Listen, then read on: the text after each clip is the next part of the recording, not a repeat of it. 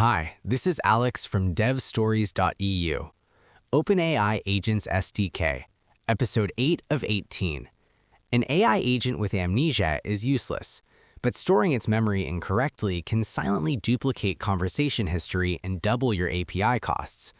This happens when you accidentally blend different methods of tracking chat history. Today we are looking at controlling state, to-input list, and server IDs. By default, a basic agent run is completely stateless. You send a string, you get a string. If you ask a follow-up question, the agent has no context for what you just discussed. You must provide the history yourself.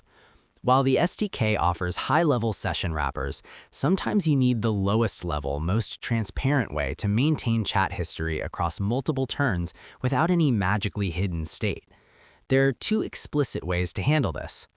The first method keeps the source of truth on your machine using a method called to-input list. When an agent finishes a run, it returns a result object. This object contains the final response, but it also contains the hidden steps the agent took to get there. If the agent called a database tool, read the output, and then formulated an answer, all of those intermediate steps are part of the conversation state. Calling to-input list on the result object packages up that entire sequence. It returns a flat array containing the original user prompt, the agent replies, the specific tool calls, and the tool outputs.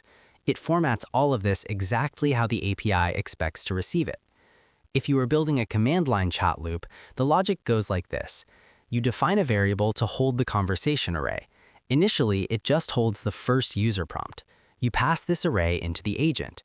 When the agent finishes, you take the result and call to-input list, which gives you the full updated history of that turn.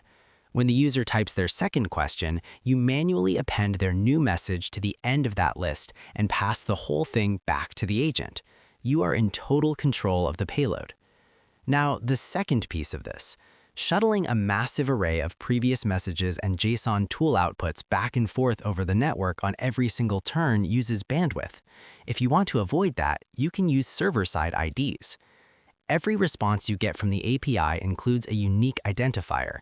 Instead of passing an array of past messages into your next agent run, you pass a parameter called previous response ID.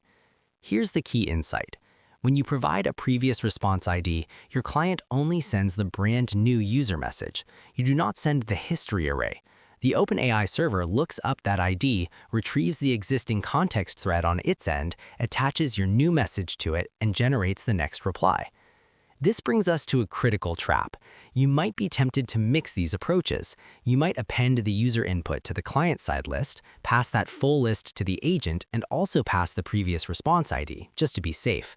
Do not do this. You must pick exactly one strategy per conversation. If you provide both the full history array and a previous response ID, the server will concatenate them. Your agent will read the entire conversation twice, get confused by the duplicate tool calls, and you will pay for those tokens twice. The choice between these two methods comes down to visibility versus efficiency.